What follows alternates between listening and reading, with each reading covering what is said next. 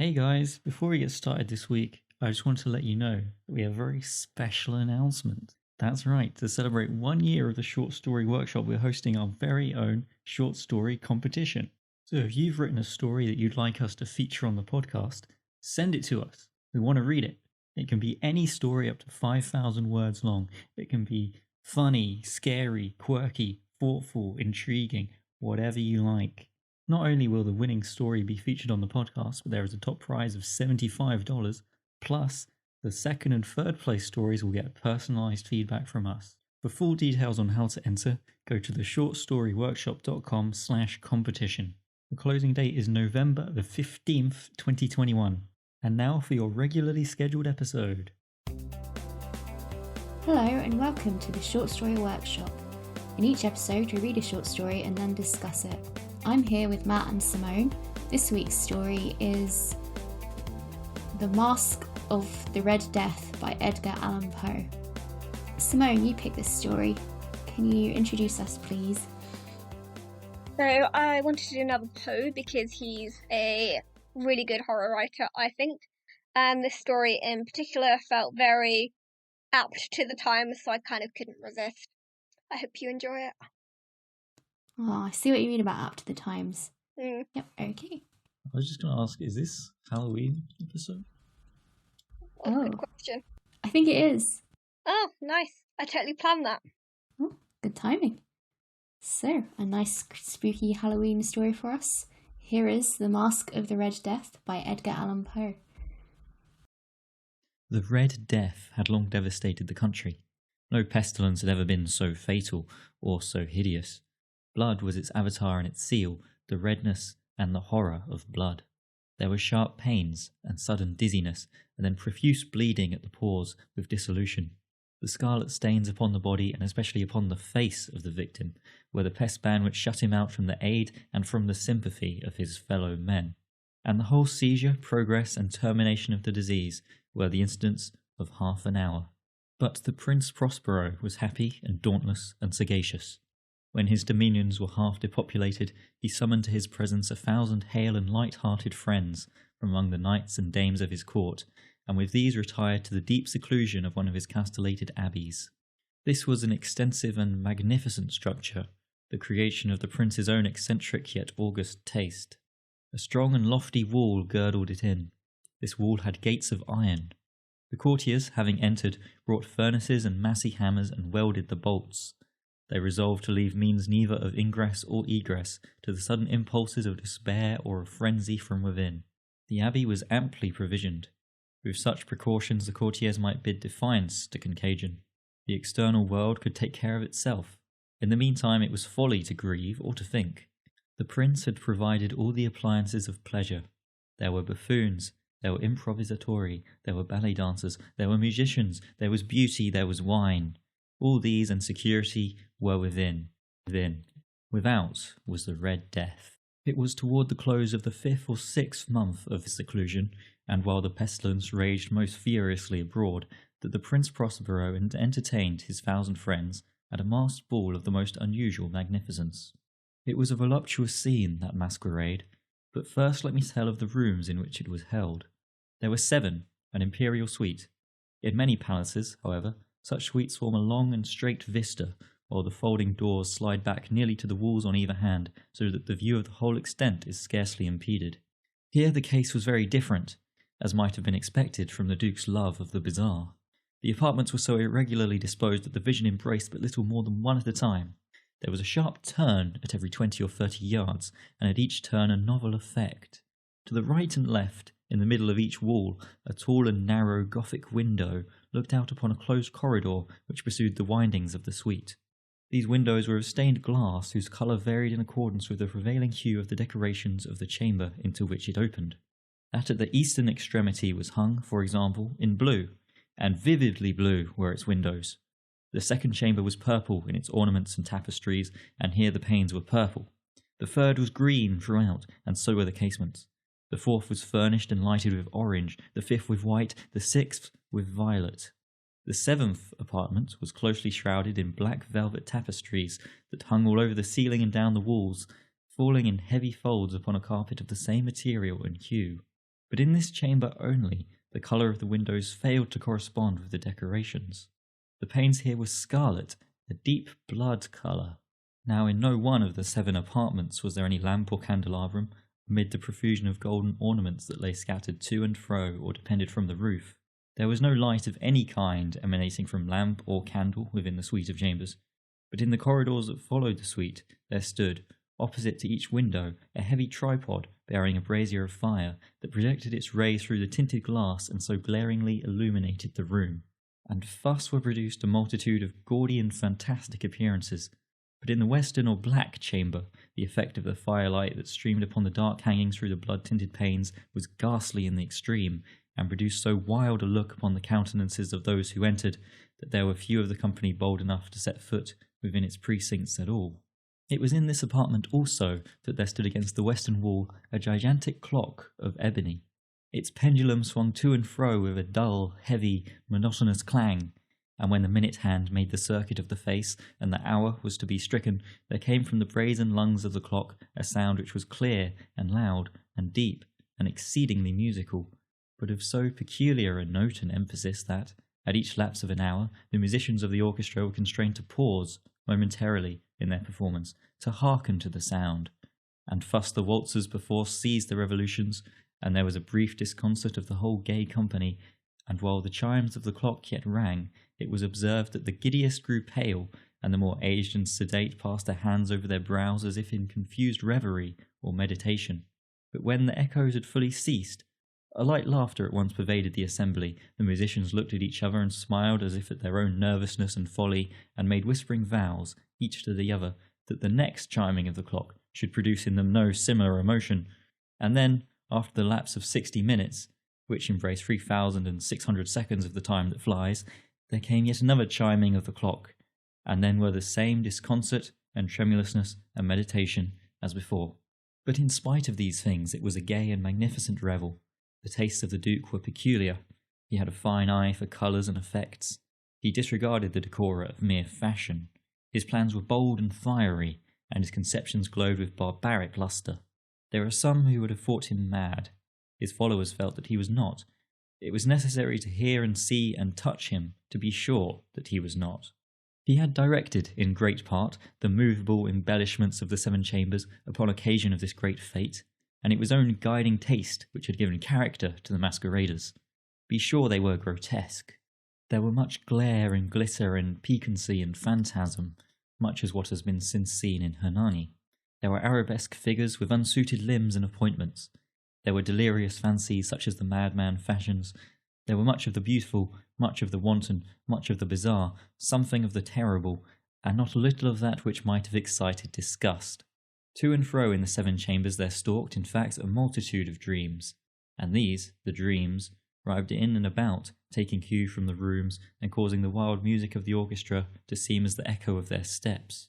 And, anon, there strikes the ebony clock, which stands in the hall of the velvet, and then, for a moment, all is still, and all is silent, save the voice of the clock. The dreams are stiff frozen as they stand, but the echoes of the chime die away. They have endured but an instant, and a light half-subdued laughter floats after them as they depart. And now again the music swells, and the dreams live, and rive to and fro more merrily than ever, taking cue from the many tinted windows through which stream the rays from the tripods. But to the chamber which lies most westwardly of the 7, there are now none of the maskers who venture, for the night is waning away, and there flows a ruddier light through the blood-coloured panes, and the blackness of the sable drapery appalls, and to him whose foot falls upon the sable carpet, there comes from the near clock of ebony a muffled peal, more solemnly emphatic than any which reaches their ears who indulge in the more remote gaieties of the other apartments. But these other apartments were densely crowded, and in them beat feverishly the heart of life, and the revel went whirlingly on, until at length there commenced the sounding of midnight upon the clock. And then the music ceased, as I have told, and the evolutions of the waltzers were quieted, and there was an uneasy cessation of all things as before. But now there were 12 strokes to be sounded by the bell of the clock, and thus it happened, perhaps that more of thought crept, with more of time, into the meditations of the thoughtful among those who revelled.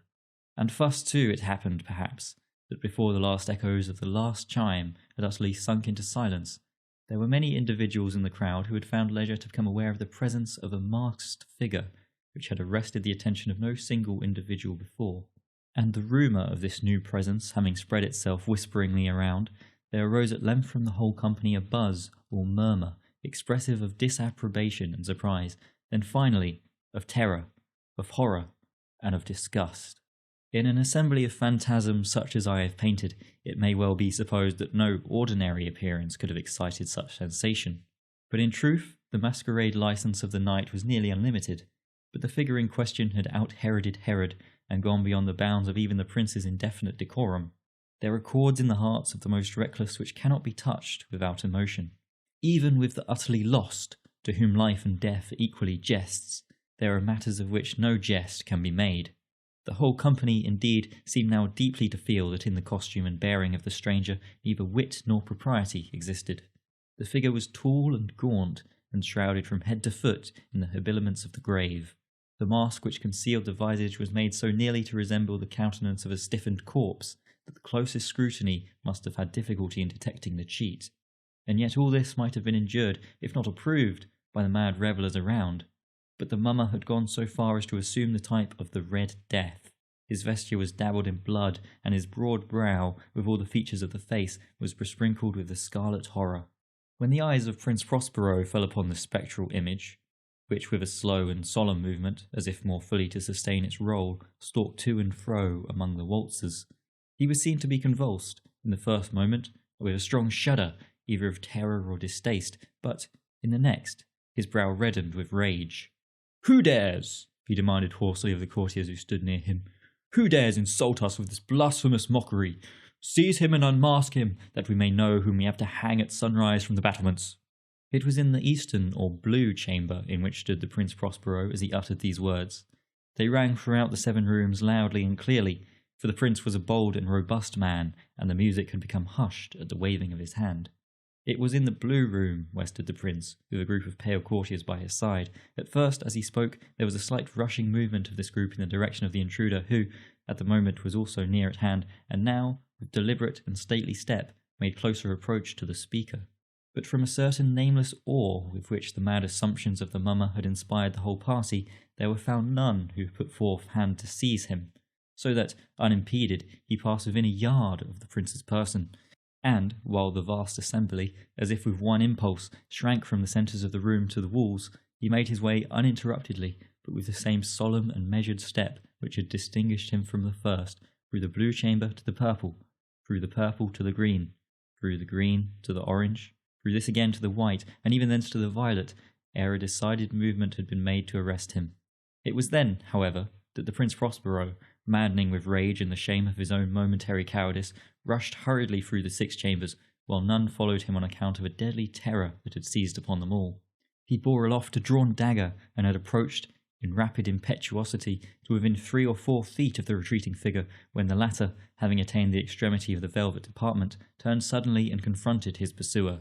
There was a sharp cry, and the dagger dropped gleaming upon the sable carpet, upon which, instantly afterwards, fell prostrate in death the Prince Prospero. Then, summoning the wild courage of despair, a throng of the relevers at once threw themselves into the black apartment, and, seizing the mummer, whose tall figure stood erect and motionless within the shadow of the ebony clock, gasped in unutterable horror at finding the grave cerements and corpse-like mask which they handled with so violent a rudeness, untenanted by any tangible form. And now was acknowledged the presence of the Red Death. He had come like a thief in the night, and one by one dropped the revellers in the blood-bedewed halls of their revel, and died each in the despairing posture of his fall, and the life of the ebony clock went out with that of the last of the gay, and the flames of the tripods expired, and darkness and decay and the Red Death held illimitable dominion over all.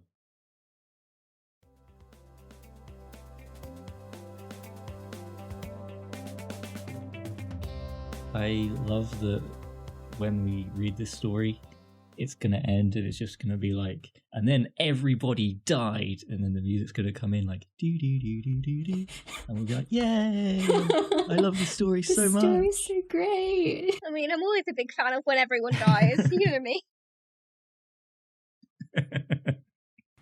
Darkness and decay and the Red Death held illimitable dominion over all. Oh gosh, that's a bit of a tongue twister. It's cool. It's Edgar Allan Poe in a nutshell, isn't it? It's elaborate, mysterious, scary, has his unity of effect. That's right, that he loves so much. Yes, It's just a classic Poe it story. was. What's unity of effect? Okay, so this was something that he wrote about a lot in his literary criticism, I suppose. It was the idea that every word or sentence in the short story is building towards a single effect. And I suppose the way I interpret this is that he kind of was talking about theme. I don't know if I'd say he invented theme. Maybe I will say that. Who's going to stop me? Edgar Allan Poe invented theme. No, stop. And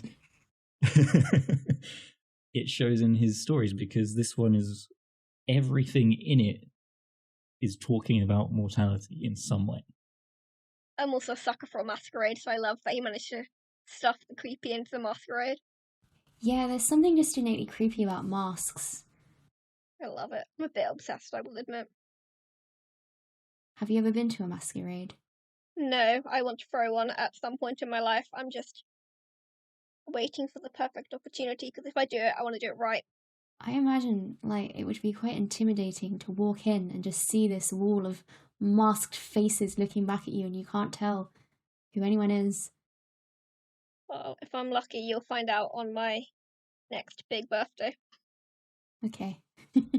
We'll be able to tell who Simone is quite easily. I could wear stilts. Unless she wears, stilts. God damn it. Huh. So we still won't know. I was just going to summarise with, so you both enjoyed the story, then. I enjoyed it.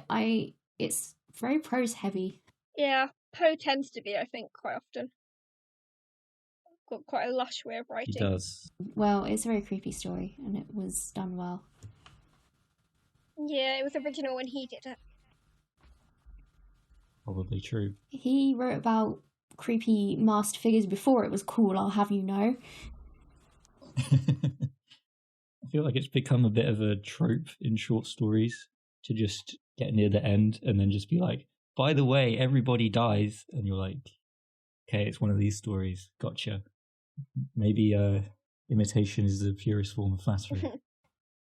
Can you ever make a story with that ending work? I don't know what I'm trying to say. I'm trying to say, is there a good way to do that, or does it always feel like a bit of a miserable cop-out? Why do we think it works in this story? I do think it works in this story. I think it's because the prince is so intent on ignoring it that he needs to face the consequences of his actions. Ignoring things doesn't make it go away, and so when everyone dies at the end, it's kind of his comeuppance in a way. Is how I read it. That's interesting. That is interesting. For me, I think it's because the ending fits the theme. So it's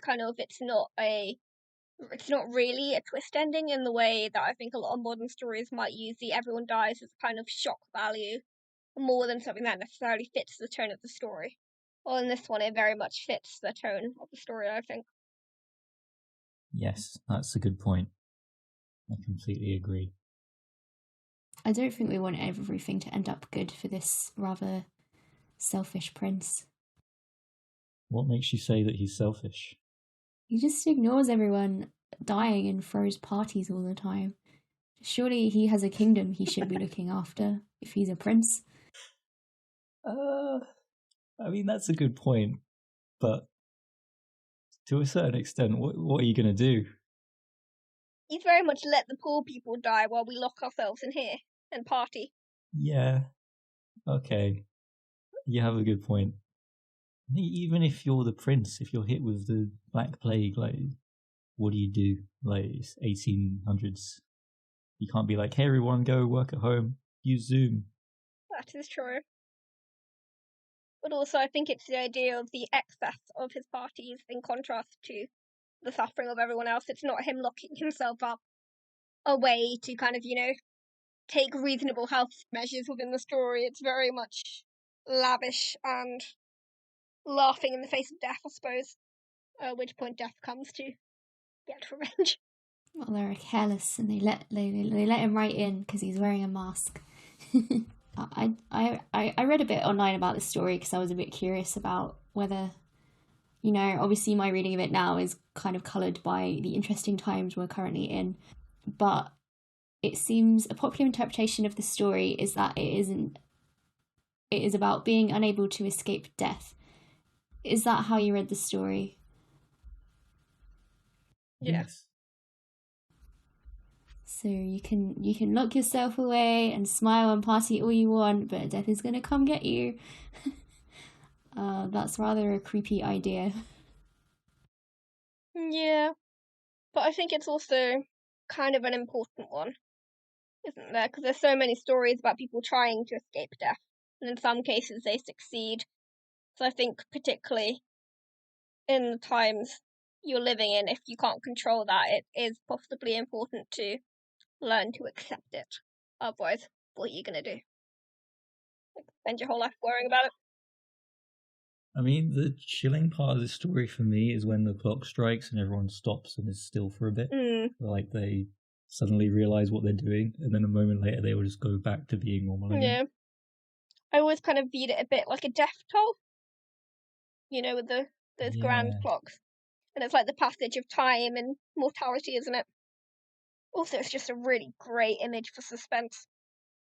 You can imagine that in a film version, can't you? Yes. And there has indeed been several film versions of this. It does use amazing imagery throughout, things that stick in your mind. Even the setting of having the 7 very distinct rooms was quite cool. Yeah. They're all different colours, aren't they? Mm-hmm. I read several different opinions on what this means. I don't really know. I don't know why he picked 7 rooms. Some people said, it's like represents the different ways that you act at different stages of your life, and like the end is death and the start is being born or something. Oh. And others were like, it represents different minds, like the different ways people think. And I'm like, I don't even know how you arrived at this conclusion. 7 to me means either 7 colours in the rainbow or 7 days of the week. My brain went 7 circles of hell, but I think that's a belated reference. Well, that's interesting. That's just from reading like Dante, and I don't think Dante's Inferno. I don't think Poe was inspired by Dante's Inferno. It's just where my mind goes. Was Dante's Inferno written later? 14th century, so. Oh, in that case, you might have hit the nail on the head with what that's supposed to reference. I googled circles of hell and no one seems to agree how many there are. Maybe it's different for different people. Yeah, Dante had 7 circles based on which of the deadly sins you committed. 7 deadly sins. That's another one I didn't think about. The closer you get to the centre of hell being the worst sins. So maybe as they progress through the rooms, they're getting closer and closer to hell. Kind of fits. Oh, that's wicked cool in a creepy way. I would not want to go to one of this guy's parties. Well, no, evidently. Just seems like a bad idea for many reasons. So, okay, we'll go back to talking about the prince then. As we were saying earlier, I think he's quite a selfish character, a non-heroic character, I would say. Challenge. Is he even a character? I mean, he comes up in the story. That makes him a character. I felt like the events were focused around him enough that he was the main character. Yes. Why do you think he's not a character? I think it's fair to say that he is, but he doesn't have a very big presence in the story, as you might expect from lots of main characters. I guess he does serve the purpose of being the main character, but I think perhaps because the setting and the theme are so strong in this story, he doesn't have a big presence. I guess he's kind of passive in a way. He doesn't really influence anything. I mean, he sets up the entire party and hiding away from death. And he does order people to unmask death when he turns up, with the plan to hang him from the battlements. That's true. It's not like he doesn't do anything. I think he has the power of this story, maybe. Except death, you know. He doesn't have any power of death, but he has power over the rest of what happens. Anyway, sorry, I interrupted you. Yeah. So when you're working with characters like the prince who aren't traditionally the traditional heroes of this story, is there anything you need to be careful of, or any tips you have for making that kind of character work without having your readers immediately be like, I hate this guy, and flinging the book at the wall? Well, they work a lot better in short stories, so you're in the right place.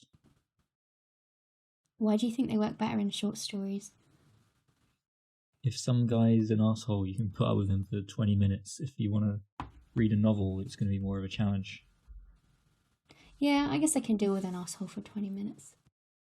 But then there is a quite popular brand of novel that does deal with an antagonistic main character. A lot of crime fiction, or serial killer fiction in particular, often has a serial killer as its main protagonist. And it often works because you either rely on the reader's curiosity about the terrible things they do, or their values are somehow understandable even if their actions aren't. So, for example, they might have motivation to get revenge or protect someone that they care about, but they go about it in a horrific or antagonistic way, which is, I think, how you get around to the whole non-heroic characters, so to speak. You give them at least something that the audience can relate or to. empathise with, yes. I suppose a popular one is, I'm doing it for my wife or something. Yeah. Yes, John Wick. I think it also depends on if you do want your reader to like them or not. I think there's a difference between being hard to like and being just insufferable.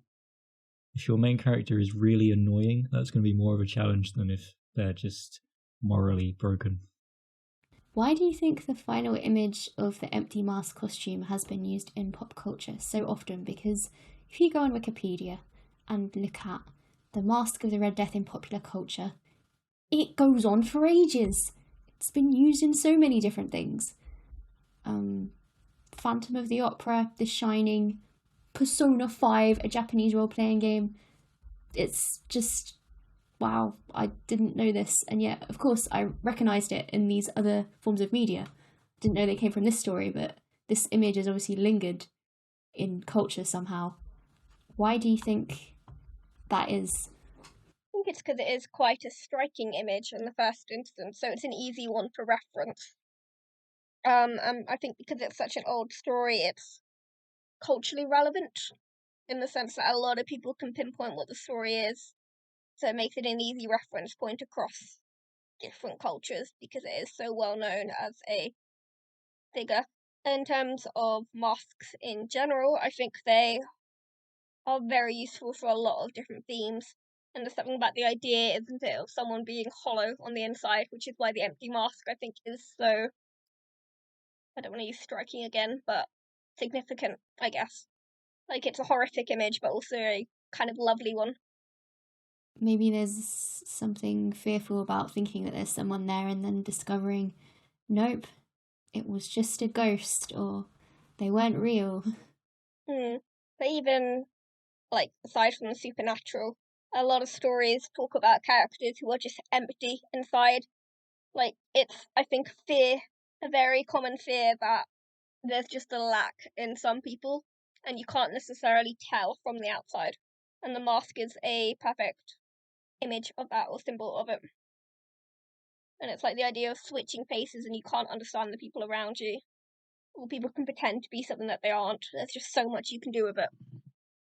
Yeah, I've seen masks used in lots of different ways in fiction.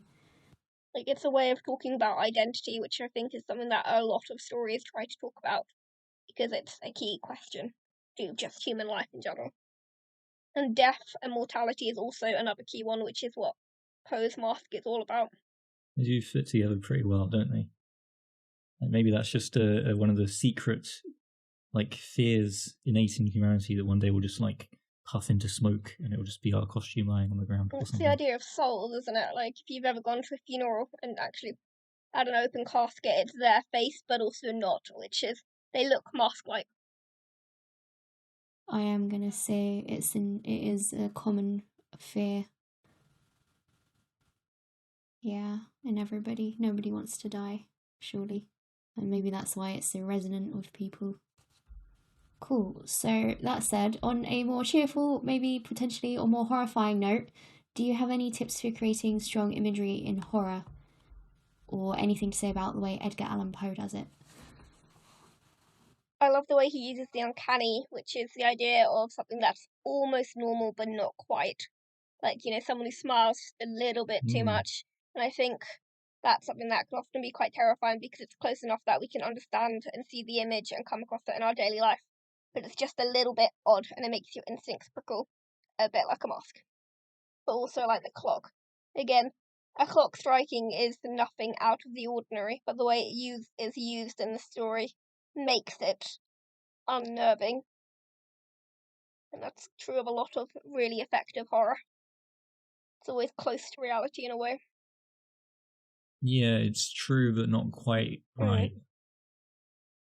Like, we know when we're being told a lie versus when something's hitting close to something. This is probably why humanoid robots won't ever work. People will find them creepy because they're just a little bit too uncanny. You need to be, like, incredibly good at it to get it to work. You need to actually trick a human brain that they're looking at another human, which is one of the things that human brains are the best at, is knowing when they're seeing a face or not. Anyway, that's a bit of a digression. Sorry. When someone says uncanny, I always think about robots. Because it's a popular example of it, of the uncanny valley. Again, might be where the term came from, but anyway. Lots of films do this really well. Horror films. What are your favourite horror films? Well, for the uncanny, Get Out comes to mind. That film is all about things that just aren't quite right. A horror film with quite a lot, or kind of horror film with a lot of strong imagery is Guillaume de Terror's Pan's Labyrinth and Crimson Peak both use imagery really well in a visual way in the films. So I would recommend as an example of how to kind of tie your image with your theme, which is what I think Poe does quite well, in that he isn't just picking really strong images that have nothing to do with the story he's telling. It's all very entwined. I'm trying to think if I have any horror films that I really like. I don't really watch many, so I think I'm probably going to draw a blank on that one. Like, I think there's a reason a lot of the most iconic horror has something attached to them, like the Scream Mask, for example, or Hannibal Lecter's Mask. I mean, there's a story behind it, and it's not just an object. Yeah. Something visually striking about it that's easy to remember. There end my questions, unless anybody else has anything to say about the story. I have a theory. What's your theory? When this man in the costume of the Red Death appears, the prince's reaction is one of indignation. How dare you show up in this way, right? You're a reminder of all the horrible, deadly things that are happening. Do you think that in some ways Poe imagines that we would have the same reaction as the prince to his story, and that he was somehow this Red Death guy and is saying, hey, you guys, yeah, bad things happen, everybody dies, and we're supposed to feel indignant and therefore be in the place of the prince? Oh. That's so interesting. The author is the Masque. Yeah, this is kind of how I thought about it. Oh, that's cool. I wasn't really indignant, though. Maybe I would have been indignant if I read this in 1842. I mean, it's pretty meta, but it seems like there's a bit of a parallel there with what the story actually does and what's happening in the story. I think it's possible. Like, certainly I think in real life when death strikes, we can feel a sense of that's not fair, which I think the story reflects quite well. It's like, we didn't invite you, but you came anyway. Yeah. I read a strange book which was about a guy who warned people death was going to come to them. He was like a messenger boy for death, and they all reacted in very different ways. It was an interesting book. It was called The End of the Day by Claire North. That sounds good. Yeah, I had an okay time reading it. was an interesting idea. I love her ideas. You know, it's one thing to have your character change throughout a story. But if you can change the way that your reader feels about the character throughout the story, I think that's like next level. I like the idea of having the reader's perceptions almost like as a character while you're writing it in your head. That's how I think about it. And you expand. I guess Gone Girl, if you're familiar, is not about the characters really changing, but your opinions of them change several times, and that's what gives it the twist. Right? You're not planning out changes in terms of how the character develops, you're planning them out in terms of how we read them. Yes, that makes perfect sense. That's a great example. So I think Gone Girl double layers that in the sense that the characters do change in response to, because the public reactions to them, which I suppose would mirror the reader's reaction, do force them to change their way of behaviour throughout the story because they play up to it. There are many reasons I love Gone Girl. I think it's absolutely fantastic. I just think it's an additional like axis that some people don't think about too much, is not just how can other people how can other characters feel differently about this character, but how can I make the reader feel differently about this character? It's about how you control information and when you give certain information. Cool. Was there anything else anyone wanted to say? I think I'm good. Okay. So I guess I'll just add a few things I read about the story online. So Edgar Allan Poe is surrounded by people with terrible diseases, such as the one I guess described in the story. So his wife, his mother, his foster mother, and his brother all died from tuberculosis. And according to some sources, Poe was like Prince Prospero. He tried to ignore it, but obviously it's going to come and get those people eventually. I just think he didn't really know what else to do, and that must be terrifying. He also witnessed cholera epidemic, and he saw what disease can do to people, and I don't know, I thought maybe that might have had an influence on this story about the guy hiding away because there's nothing he can do. Yeah. It seems likely. It's a sympathetic reaction. Like, I think as much as we can get annoyed by it, coloured by what's going on currently, I do think it's not completely ununderstandable to just want to hide from something like that. Yeah. Like, they didn't have vaccines. It's like that, wear the whole monster in your room, put the duvet over your head, and just cringe. So, yeah, I thought those couple of bits were relevant to the story. As I said before, the story has received many adaptations. So comics, lots of comics, massive list of those, several films, lots of readings, including soon to be ours, which I guess probably Matt will do. Sure. And it's also like the image of the empty costume with the mask has been referenced in so many things. Some I'd heard of, some I hadn't. So as well as the ones I mentioned earlier, it's mentioned in Neverwhere. A character mentions the Masque of the Red Death. Death in Terry Pratchett's Discworld references the story. Ray Bradbury uses it as well in the Martian Chronicles. Yeah, it's like, you know, I looked through this list and I saw, Stephen King, in Dark Tower Volume 6. Volume 6 is on my shelf. I finished Volume 5 like 3 months ago. If only I had read it quicker, I would have understood. Damn it. For me, it was the retrospective understanding of Persona 3, which is a game all about death, and all the monsters in it wear masks. Yes. I didn't realise how much of the Persona series in general was kind of tied to this story, and now it does make so much more sense. This isn't... Video game fans, you think about it for a minute and you'll see it. Alright, so that's all I had, so we will end the story... We will end the episode there. Happy Halloween. Hope you enjoy this creepy story and it doesn't give you too many nightmares. Alright, thank you for listening. Please leave a comment on our website, www.theshortstoryworkshop.com, to let us know what you thought. You can also find all our previous short stories and episodes. We'll be back with another story next week. Goodbye.